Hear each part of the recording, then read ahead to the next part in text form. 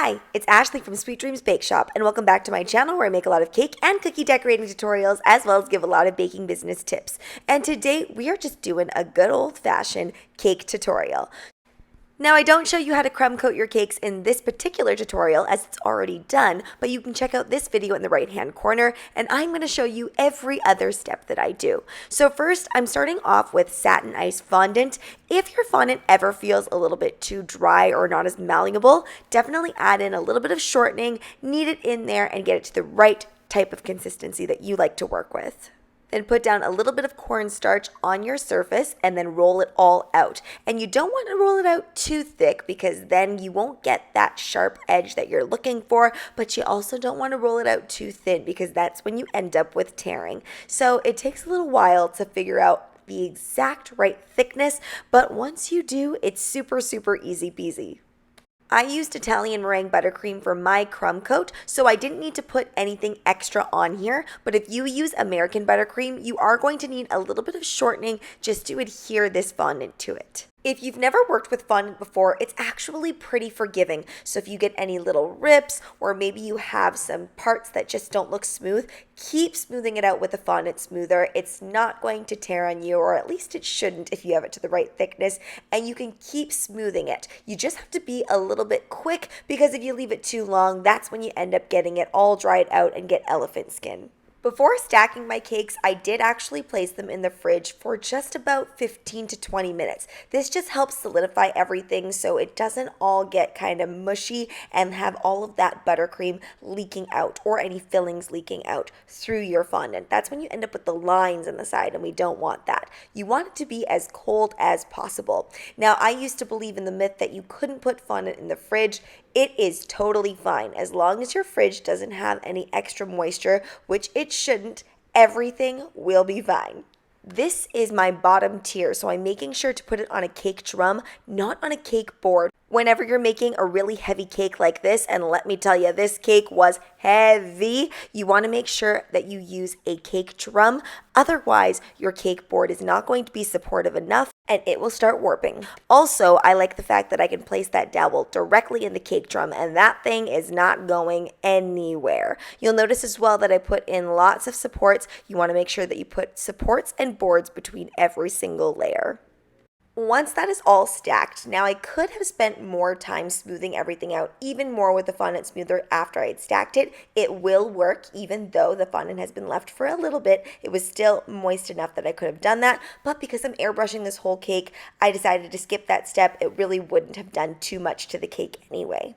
My computer has been acting up, so sometimes when I've inputted footage, it just isn't there all of a sudden. It's very, very annoying. But my apologies, that whole brick section was missed, but basically I just took red fondant, cut out those little brick shapes using a cookie cutter, and then I placed it on the cake. Steaming your cake just a little bit, not too much or else everything will slide off, gives it that tackiness that you need in order to stick on fondant.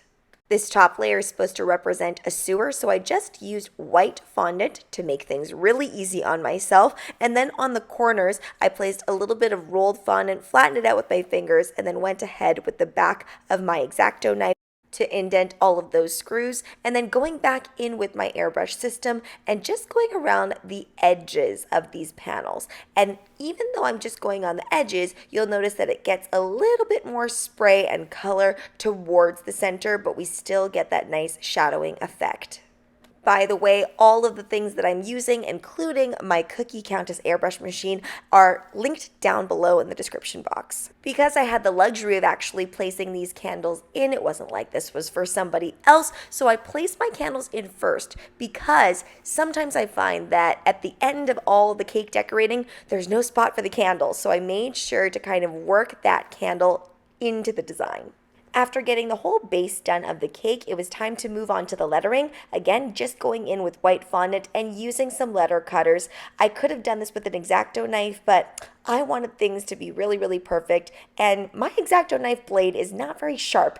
If you're going to be doing cutout letters, definitely make sure that your blade is super, super sharp. I wanted the name to resemble graffiti, but I also wanted it to be colorful and punchy, so I did a bunch of different airbrush colors here. Now, if I wanted this to be a really, really vibrant color, instead of kind of muddy the way that I've done it, which was a personal choice, then you definitely want to make sure that you clean out the airbrush between every single color. The reason I wanted it to look a little bit more muddied is because, they got that sewer thing going on, so I decided that artistically it just made more sense, but totally up to you.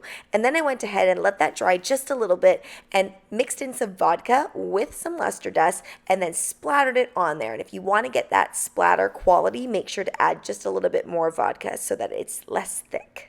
I decided that the letters definitely needed a backing. I think this just directly on the silver wouldn't look as punchy, so I decided to go with some green fondant that I already had. If you don't have all the fondant colors on hand, definitely dye it with a little bit of Fondant. If you don't have Fondant, which I do recommend, that is my number one choice for dyeing fondant, but if you don't have that, you can use gel food colorant. It just is a little bit more messy. If I can't use my steamer to adhere fondant to fondant, then I just use a paintbrush with a little bit of water. Really, that's all you need. I know some people like to work with an edible glue, which is just Tylose powder mixed with some water, but for little projects like this, it's totally fine to use just a bit of water on there and it will adhere together nicely.